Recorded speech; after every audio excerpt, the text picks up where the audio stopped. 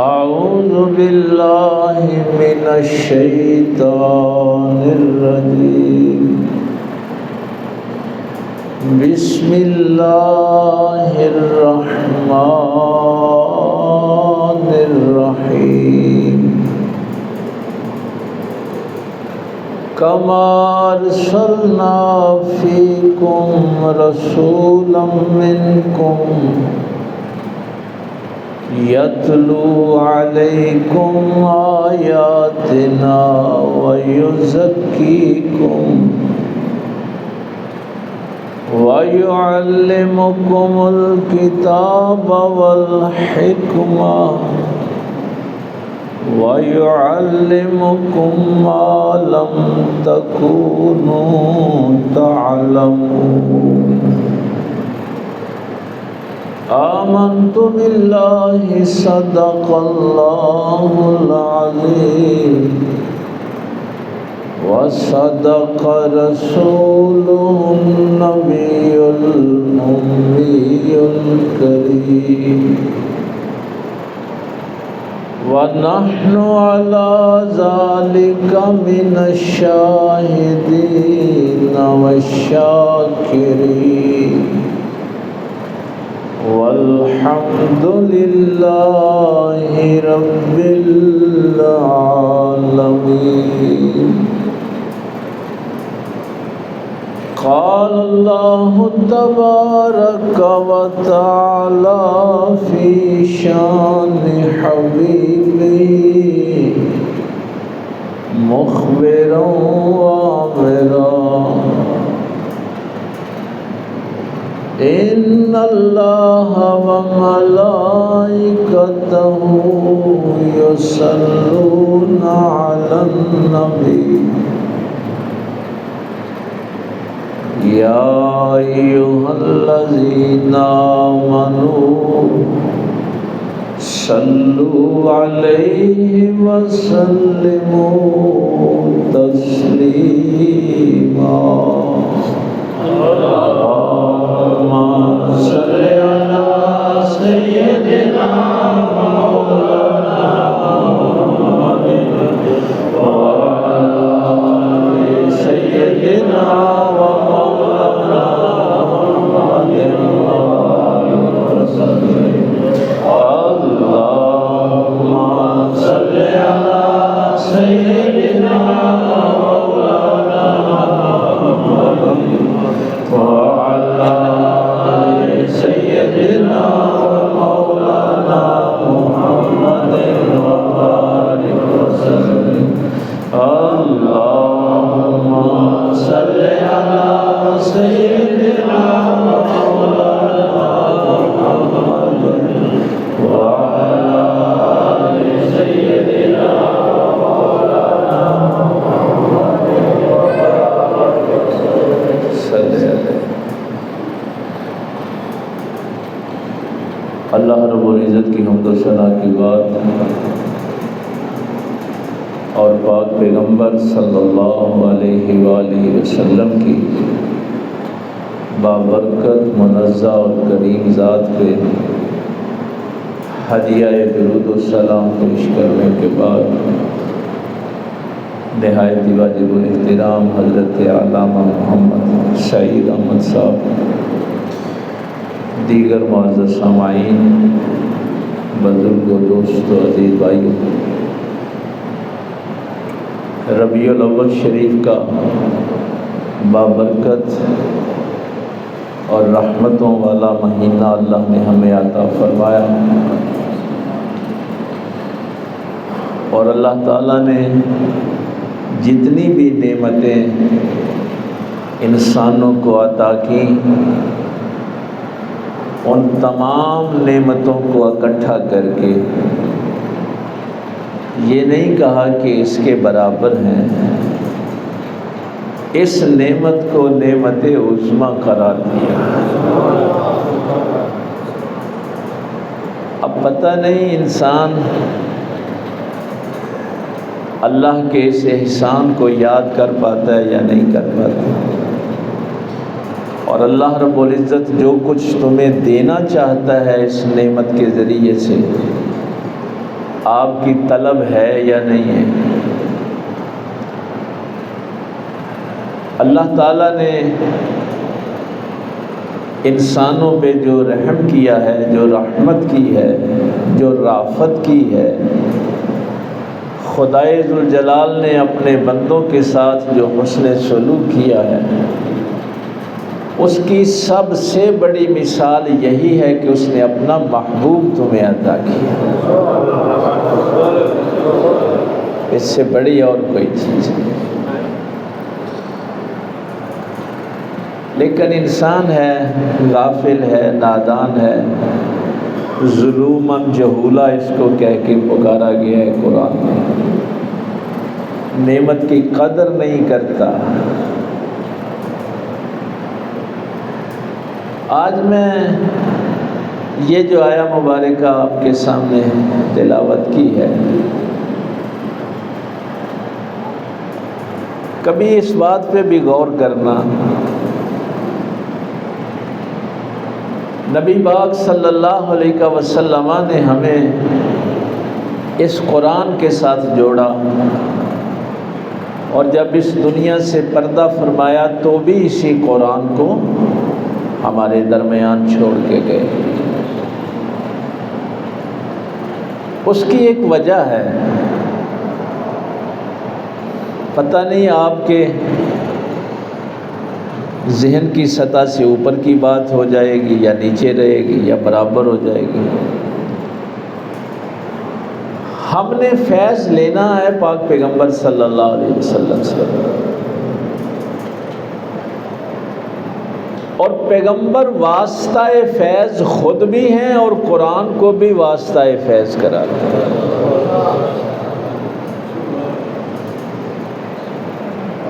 اللہ اللہ۔ اب حضور علیہ الصلوۃ والسلام نے زندگی کیسے گزاری میں نے نہیں دیکھا، نہ آپ نے دیکھا۔ حضور نے کیا فرمایا میں نے نہیں سنا، نہ ان کی مجلس میں بیٹھا۔ مولا علی نے کیا فرمایا میں نے نہیں سنا۔ امام حسین کیا کہتے تھے میں نے نہیں سنا۔ ابو بکر صدیق کیا کہتے تھے میں نے نہیں سنا۔ اب اگر کوئی بندہ آپ سے آ کے یہ کہتا ہے کہ حضور نے یہ فرمایا، تو آپ اس سے پوچھتے ہیں کہ میں کیسے مان لوں کہ حضور نے یہ فرمایا؟ تو وہ پھر پوری سند بیان کرے گا کہ میں نے اپنے شیخ الحدیث سے سنا، انہوں نے اپنے سے سنا، انہوں نے اپنے سے سنا، پوری سند بیان کرے گا نا۔ جیسے طریقت میں ہم شجرہ بیان کرتے ہیں کہ رسول اللہ صلی اللہ علیہ وسلم نے کیا فرمایا، بھئی آپ کو کیا پتا، میرے شیخ نے اپنے شیخ سے سنا، انہوں نے اپنے سے سنا، انہوں نے اپنے سے سنا۔ امام حسن بصری نے مولا علی سے سنا، مولا علی نے رسول اللہ سے سنا۔ اس دنیا میں کوئی شخص ڈائریکٹ یہ نہیں کہہ سکتا۔ آگے پھر ظاہر بات ہوگی کہ یہ جو فرمان تو مجھے رسول اللہ صلی اللہ علیہ وسلم کا بیان کر رہا ہے، یہ متواتر کے درجے کا ہے، اخبار احاد کے درجے پہ ہے، صحیح ہے، حسن ہے، حسن لذاتہ ہی، حسن لغیرہ ہی، درجے آ جائیں گے نا۔ آپ پاک پیغمبر صلی اللہ علیہ وسلم کے کسی فرمان کو ڈائریکٹ نہیں کہہ سکتے یہ رسول اللہ نے فرمایا، درمیان میں سند لانی پڑے گی۔ میں کبھی بڑا سوچتا تھا کہ سرکار نے ڈائریکٹ کیوں کہا میں تمہارے درمیان قرآن چھوڑ کے جا رہا ہوں۔ قرآن کی آیت پڑھ کے آپ ڈائریکٹ کہہ سکتے ہیں میرے اللہ نے فرمایا۔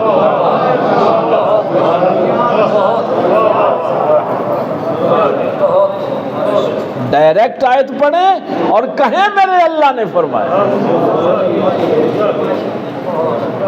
اب سمجھے یہ کیسا واسطہ فیض ہے۔ لیکن امت نے تو اس بات کو سمجھا ہی نہیں ہے۔ یہ آیت جو ہے یہ 4 مقامات پہ آئی۔ ربنا وَبَعَثْ فِيهِمْ رَسُولًا، وہ جو پہلے پارے میں حضرت ابراہیم علیہ السلام کی دعا ہے۔ بات تو بڑی عجیب ہے نا،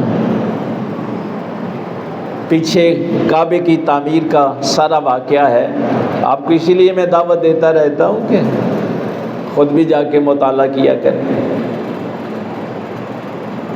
ابراہیم القواعد من البیت و اسماعیل ربنا تقبل منا۔ اب ابراہیم علیہ السلام بھی کیا کہہ رہے ہیں؟ یا اللہ تیرا گھر میں نے بنا دیا، پیچھے ذکر ہے سارا، پورے رکوع میں ذکر ہے۔ اب وہ رسول بھیج جو اس قرآن کی آیتیں پڑھ کے سنائے۔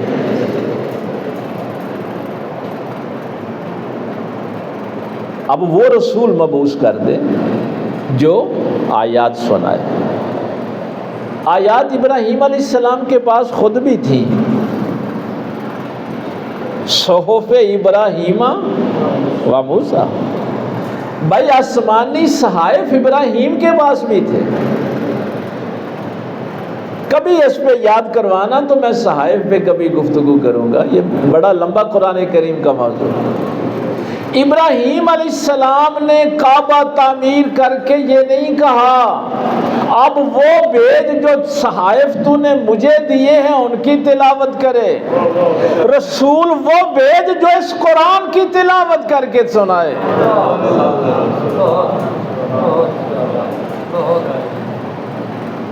ذرا تصور تو کریں، کما ارسلنا فیکم رسولا منکم یتلو علیکم آیاتنا۔ آگے پھر چوتھے پارے میں بھی اور پھر سورہ جمعہ میں بھی۔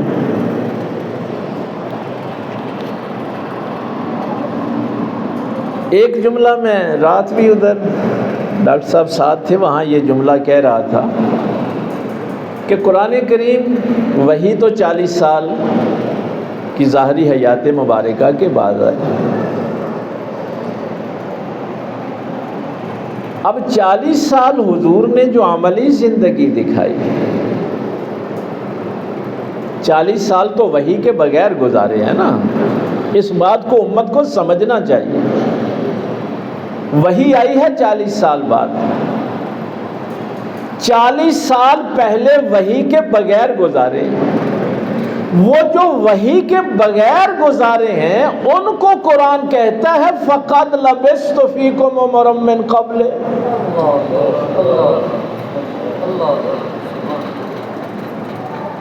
علامہ صاحب تو پورا لطف لے رہے ہیں اس بات کا ہے۔ جو زندگی وحی کے بغیر گزری ہے اس کو دلیل بنایا جا رہا ہے، میں نے تمہارے اندر ایک زندگی گزاری ہے۔ اب جو میں تلاوت کر کے سناؤں گا نا، دیکھ لینا 40 سال اس پہ عمل کیا ہے کہ نہیں کیا۔ نعرہ تکبیر، نعرہ رسالت، نعرہ رسالت، نعرہ حیدری، سرکار کی آمد، آقا کی آمد، مدنی کی آمد۔ یعنی یہ سلیقہ بھی ہمیں بتایا کہ اگر اس قرآن کی تعلیم کسی کو دینی ہے تو پہلے اس پہ عمل کرنا، ایسے ہی تقریریں نہ کرنا، ایسے ہی تبلیغ نہ کرنا۔ تمہارے پیغمبر کا طریقہ یہ ہے، پہلے عملی طور پہ دکھاؤ میں قرآن پہ عمل کر رہا ہوں، پھر آیات پڑھ کے سناؤ۔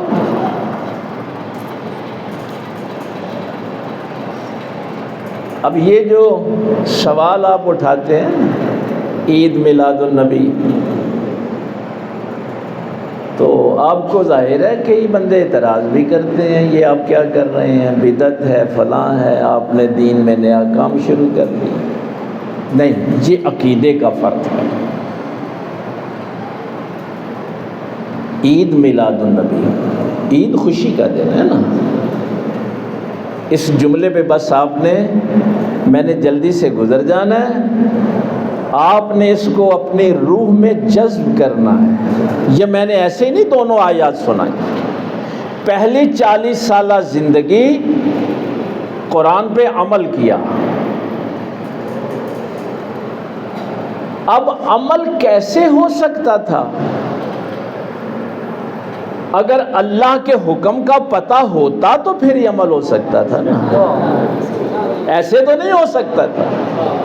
ہم نے جب یہ نام ہم استعمال کرتے ہیں نا میلاد النبی، بھائی جو ولادت کے وقت ان کو نبی سمجھتا ہے وہی خوشی منائے گا نا۔ جو سمجھتا ہے 40 سال بعد نبی بنے تھے اس کو کیا پتا عید میلاد النبی کیا ہے؟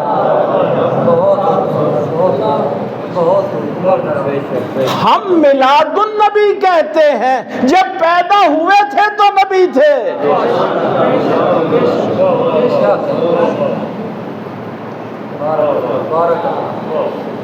اور نبی پھر ظاہرہ نبی ہوتے ہیں۔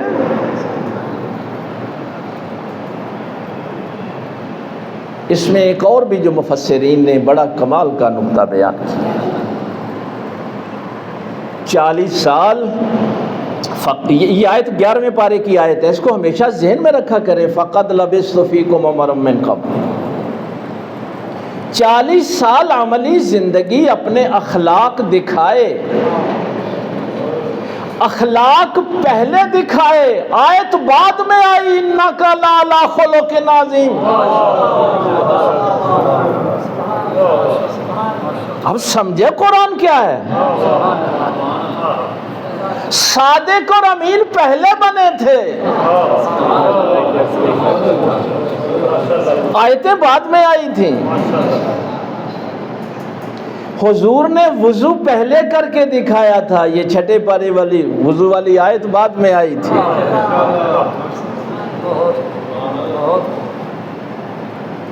وہ تو حضور ہیں، وہ تو حضور ہیں نا، آقا ہے۔ علامہ صاحب سے اس دن بات ہو رہی تھی، حضور بھی وہی کہے جس کے دل میں حضور واقعی موجود ہوتے ہیں۔ ہاں، جس کے دل میں کوئی اور حاضر ہے نا وہ حضور نہ کہا کرے۔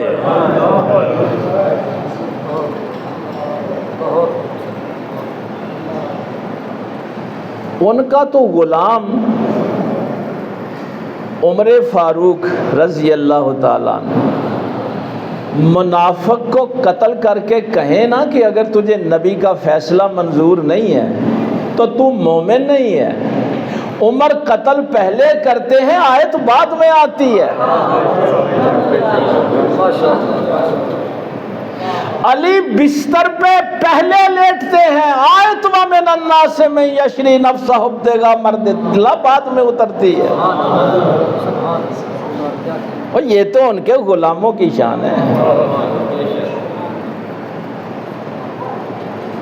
اہل بیت نے مسکینوں کو، یتیموں کو، اسیروں کو کھانا پہلے کھلایا تھا۔ وَيُطْعِمُونَ الطَّعَامَ عَلَىٰ حُبِّهِ مِسْكِينًا وَيَتِيمًا وَأَسِيرًا، آیت بعد میں آئی تھی۔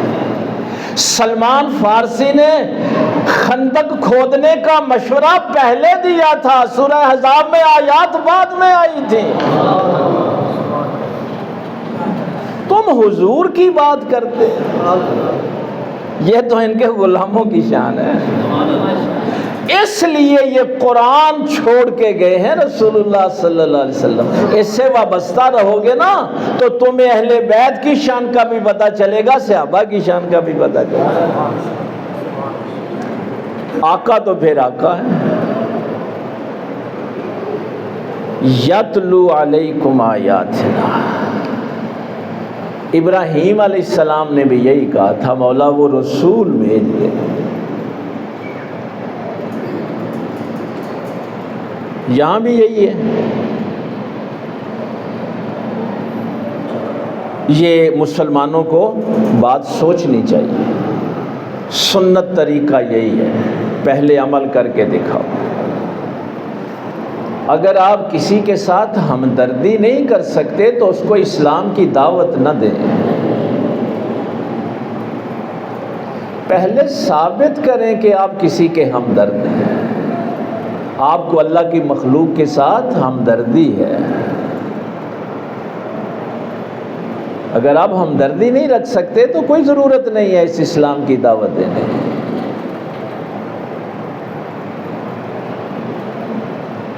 میں ظاہر ہے وقت پھر کم رہ جاتا ہے۔ نبی پاک کے میلاد کا مقصد تمہیں علم عطا کرنا ہے،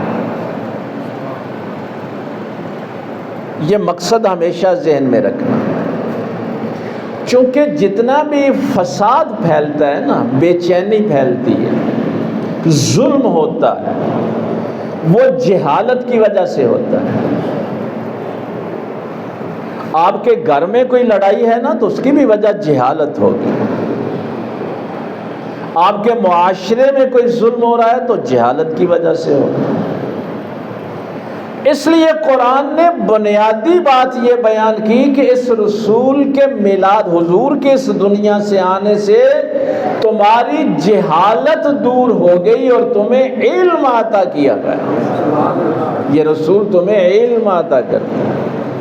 وَيُعَلِّمُكُمُ الْكِتَابَ۔ عربی زبان میں یہ ایک جملہ کہا جاتا ہے، الاشیاء یعرف بازدادها۔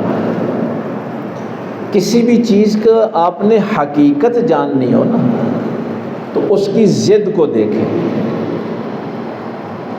یعنی آپ کسی چیز کی، کسی لفظ کے معنی کی معرفت حاصل نہیں کر سکتے جب تک اس کی ضد کو نہیں دیکھتے۔ مثلا اگر آپ صرف سورج کی روشنی دیکھتے رہیں گے نا تو آپ کو احساس نہیں ہوگا کہ یہ سورج کی روشنی کتنی اہم ہے۔ اگر آپ اندھیرے میں رہیں گے نا تو اندھیرے کے بعد اس روشنی کی قدر ہوگی کہ روشنی کیا ہوتی ہے، کیونکہ اس کی ضد آپ نے دیکھی۔ ظلم دیکھتے ہیں تو ظلم کے بعد عدل کی قدر ہوتی ہے۔ عدل کیا شے ہے؟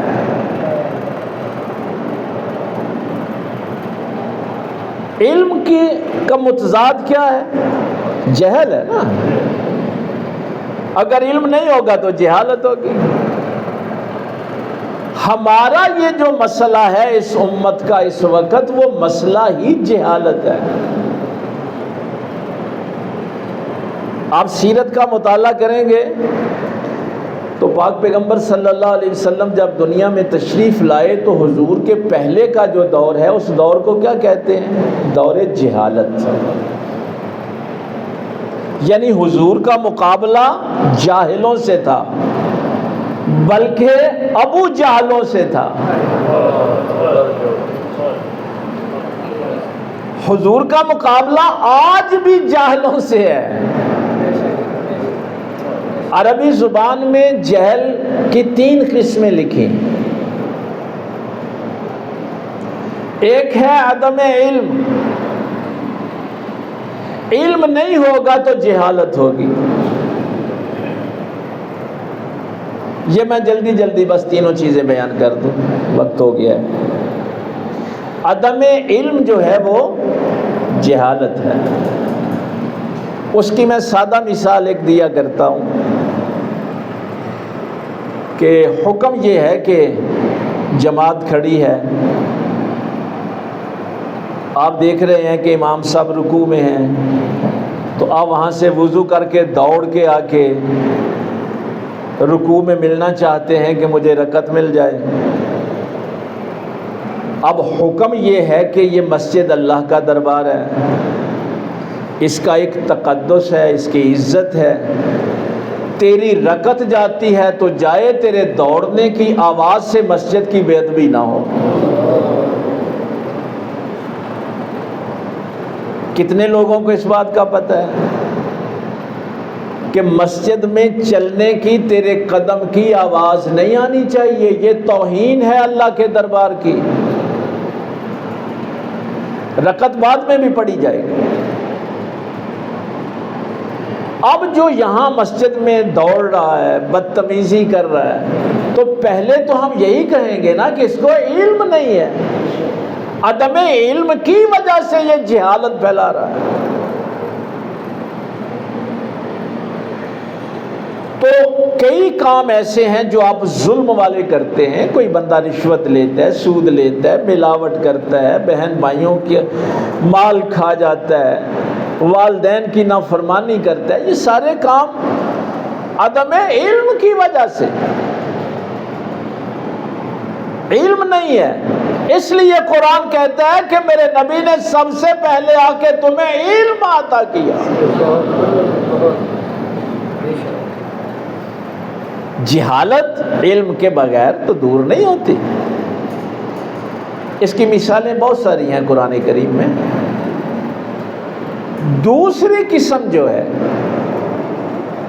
وہ ہے عدم عقل۔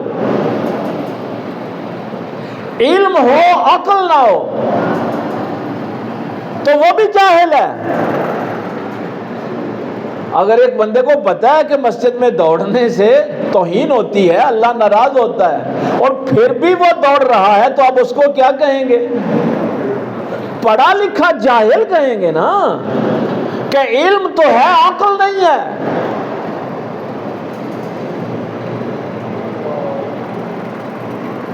یہ آج کل بڑا سوال اٹھتا ہے کہ فلاں تو پڑھا لکھا ہے پھر بھی رشوت۔ بھائی جج صاحب پڑھے لکھے ہیں پھر بھی رشوت لیتے ہیں۔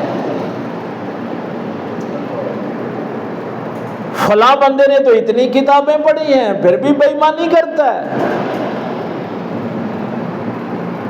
اور قرآن کریم نے مثال پتہ کیا دی؟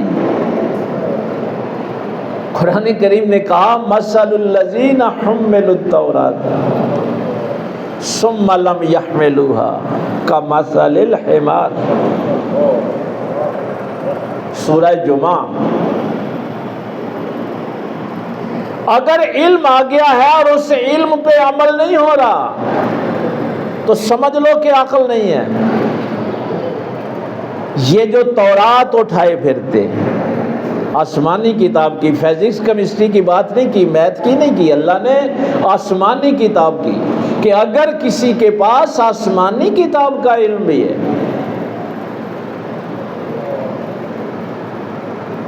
اور وہ معرفت نہیں رکھتا پیغمبر کی،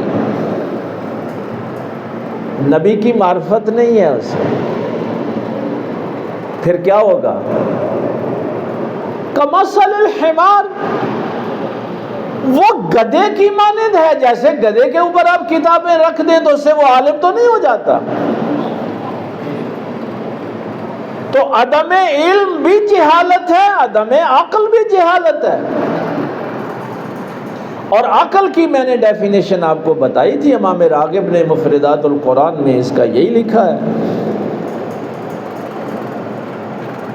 کہ یہ عقال سے نکلا ہے لفظ عقل۔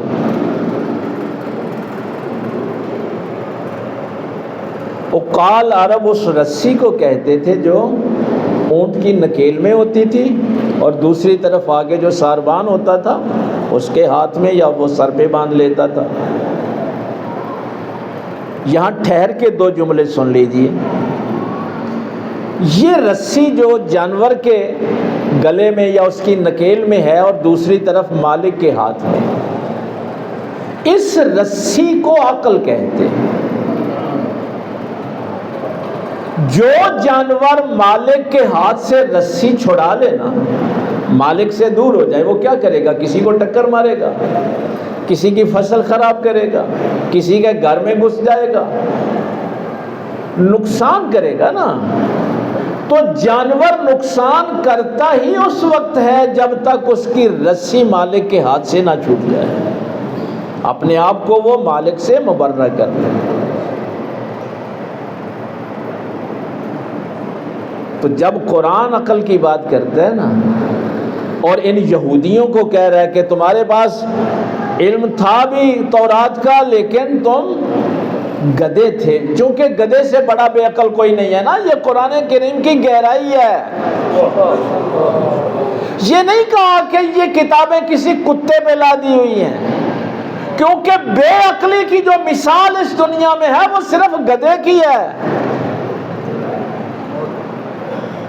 جتنی گہرائی ہوتی ہے قرآن کے معنی میں اتنی ہی بلندی بھی ہوتی ہے، اتنی ہی وسعت بھی ہوتی ہے۔ کئی دفعہ آپ نے یہ آیت پڑھی ہوگی، کمثل الحمار، چونکہ گدھے سے بڑا بے عقل ہے کوئی نہیں۔ سپرلیٹو ڈگری پہ جا کے کہا، اگر ان بدبختوں نے تورات پڑھی ہے، اس تورات میں میرے محبوب کی نشانیاں لکھی ہوئی ہیں، نبی پاک صلی اللہ علیہ وسلم کا میلاد لکھا ہوا ہے، اب اگر یہ میرے محمد الرسول اللہ سے رسی توڑا کے دور بھاگنا چاہتے ہیں تو یہ عقل والے نہیں ہیں۔ عقل والا انسان وہی ہے جو اپنی ساری خواہشوں کے گلے میں رسی ڈال کر اپنے نبی کے ہاتھ میں دے۔ یہ ہے اطاعت رسول، نبی جو کہے وہ کرو، جس سے منع کرے منع ہو جاؤ۔ اب پتہ چلا کہ پہلے تو علم نہیں، امت کا مسئلہ یہ ہے، دوسرا امت نبی کے ہاتھ میں رسی نہیں دینا چاہتی، یہ اپنی مرضی کی زندگی گزارنا چاہتی۔ اب علم بھی ہو، عقل بھی ہو، جسے آپ اردو میں، اب میں ذرا اردو میں آ جاؤں نا، اردو میں جس کو آپ جہل مرکب کہتے ہیں، علم بھی ہے، عقل بھی ہے، حلم نہیں ہے، عدم حلم ہے، برداشت نہیں، صبر نہیں، قناعت نہیں، توکل نہیں۔ جس بندے کے پاس علم بھی ہو، عقل بھی ہو، صبر نہ ہو تو وہ بھی جاہل ہے، اس کے اندر رواداری کہاں سے آئے گی؟ میرے رسول نے 13 سال مکے میں صرف علم اور عقل ہی تقسیم نہیں کیا، صبر بھی تقسیم کیا، رواداری بھی تقسیم کی ہے، قناعت اور توکل بھی تقسیم کیا ہے۔ اب جس گھر میں کوئی بچہ MA PhD کر کے کہے کہ میں علم اور عقل والا ہوں اور صبر کا نام و نشان نہ ہو، اس کو کیا پتا علم کیا ہوتا ہے؟ تو علم نہ ہو تب بھی جاہل، عقل نہ ہو تب بھی جاہل۔ علم اور عقل دونوں ہوں لیکن برداشت نہ ہو، حلم نہ ہو، قناعت نہ ہو، صبر نہ ہو، تو وہ جہل مرکب ہے، پھر تمام جہالتیں اس میں اکٹھی ہو جاتی ہیں۔ وہ جو ہم پچھلے 2 مہینے یا ایھا الذین آمنوا اصبروا آپ کو سکھاتے رہے ہیں، کوئی ایسے ہی سکھاتے رہے ہیں؟ آمنوا اصبروا وصابروا، قرآن پاک کی آیت پہ 2 مہینے ہم نے آپ کے سامنے درس رکھا تھا، اسی لیے رکھا تھا کہ علم اور عقل ہو بھی صبر نہ ہو تو بندے کی جہالت دور نہیں ہوتی۔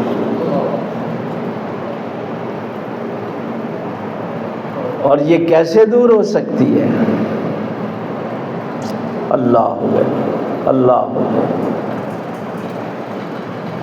جب آپ پاک پیغمبر صلی اللہ علیہ وسلم کی سیرت مقدسہ کو دیکھیں گے، آقا کی حیات مبارکہ کو دیکھیں گے، سرکار مدینہ صلی اللہ علیہ وسلم کی عملی زندگی کو دیکھیں گے، ہائے ہائے ہائے، قرض لینا تھا ایک بندے کو،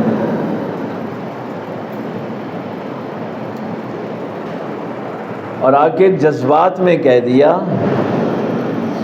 میں کہا میرا قرض دے دیو نہیں تو میں چھڈنا نہیں تو، میں پنجابی ذرا ترجمہ کر دوں، عربی آپ علامہ صاحب سے بعد میں سن لیں، اگر میں چھڈاں گا نہیں تو۔ رحمت للعالمین پیغمبر نے کیا جملہ ارشاد فرمایا، تو بہت اچھا آدمی ہے۔ اب وہ غصے میں گالیاں دے رہا ہے اور سرکار آگے سے فرما رہے ہیں تو بہت اچھا آدمی ہے۔ وہ تھوڑا سا متفکر ہوا کہ میں بدتمیزی کر رہا ہوں، سرکار آگے سے فرما رہے ہیں تو بہت اچھا آدمی ہے۔ اس نے کہا کیا میں نے اچھائی کی ہے؟ فرمایا تو نے کہا نہیں کہ میں آپ کو نہیں چھوڑوں گا؟ نہ چھوڑنا تو وفا کی علامت ہے۔ ایسا اچھا انسان جو وفا کرنے والا ہو۔ لوگ تو چلے گئے، وہ وہیں بیٹھا ہے۔ کسی نے آ کے کہا جاتا کیوں نہیں؟ کہنے لگا پہلے تو میں کہتا تھا نا، اب تم رسول اللہ صلی اللہ علیہ وسلم سے کہو ایک دفعہ مجھے کہہ دیں کہ میں بھی تجھے نہیں چھوڑوں گا۔ ایسے اخلاق پیارے تھے صلی اللہ کہ دشمنوں نے بھی دیکھا تو شرما گئے۔ کیا صبر اور حلم کا مظاہرہ، اپنے آپ کو روکنے کا، اس لیے کہ اس کے بغیر جہالت دور نہیں ہوتی۔ تو پاک پیغمبر صلی اللہ علیہ وسلم، یہ جو ایک ایک بات ہے نا، اس پہ کوئی 2 گھنٹے کا لیکچر چاہیے۔ میں نے آپ کو صرف اشارہ کیا کہ حضور نے علم کیسے عطا کیا، عقل کیسے عطا کی اور حلم کیسے عطا کیا۔ اب اس آیت کو پڑھنا وَيُعَلِّمُكُمُ الْكِتَابَ، لیکن اس سے پہلے ہے وَيُزَكِّيكُم، وہ تمہارا تزکیہ کرتے ہیں۔ تزکیے کے دونوں معنی ہیں، پاکیزہ کرنا بھی اور گروتھ، نشو و نما کرنا بھی۔ یہ بڑی مصیبت ہے نا، زکوٰۃ بھی اسی سے ہے۔ زکوٰۃ تمہارے مال کو پاکیزہ بھی کرتی ہے، اس مال کی نشو و نما بھی کرتی ہے۔ ہاں، ایک معنی نہیں ہے اس کا۔ تو جب پیغمبر نے علم دیا، ان کی جہالت بھی دور ہوئی اور ان کی نشو و نما بھی ہوئی۔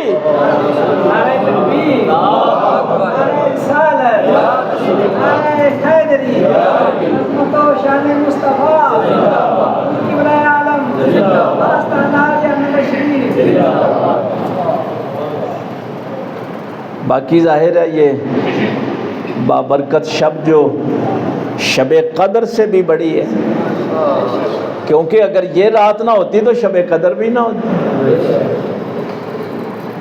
یہ رات نہ ہوتی تو قرآن بھی نہ ہوتا، رمضان بھی نہ ہوتا، کچھ نہیں ہوتا تھا۔ تو 11-12 ربیع الاول کی درمیانی شب یعنی 25 کو شام کو، آپ کو پتہ ہے کہ یہاں پہ اللہ کی رحمتوں کے فیوز و برکات سمیٹنے کے لیے ہم اکٹھے ہوتے ہیں۔ آپ کو پورے سال میں میں صرف ایک ہی دفعہ دعوت دیتا ہوں، تو ہم یہ کوشش کرتے ہیں کہ سب کا حصہ پڑے اس میں۔ ہم اللہ کی بارگاہ میں شکرانے کے نوافل بھی کو آدھا گھنٹہ ادا کریں گے، قرآن کریم کی تلاوت بھی کریں گے، درود پاک جو ہے وہ بھی پڑھیں گے 10 بجے کے بعد۔ 12 بجے پھر آپ کے لیے یہ چائے کا انتظام انہوں نے کیا ہوتا ہے، اور اس کے بعد پھر نعت خوانی، تلاوت، اور صبح 4 بجے پھر انشاءاللہ سلام شریف پڑھا جائے گا۔ تو کوشش کریں جو لوگ ایک رات جاگ سکتے ہیں وہ تشریف لائیں۔ اللہ تعالیٰ عمل کی توفیق دے۔ وآخر دعوانا الحمدللہ۔